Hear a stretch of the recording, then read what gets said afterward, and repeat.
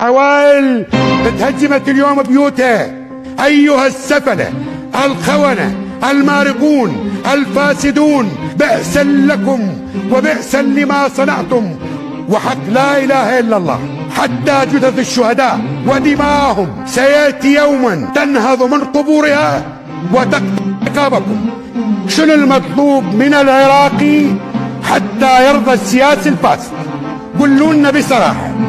أموال قلنا لكم اخذوا الأموال، أراضي قلنا لكم اخذوا الأراضي، قصور ملكية ورئاسية قلنا لكم اخذوها، جيوش قلنا لكم اخذوها، سلطة قلنا لكم اخذوها.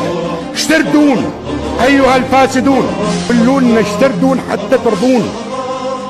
هذا الموت اللي صار في واسط وقبله بالكرادة وقبله بالحمدانية وقبله بمستشفى ذيقار، لكن من يدير الدولة؟ تدير الدولة العميقة. من هم الدولة العميقة؟ هم الفاسدون.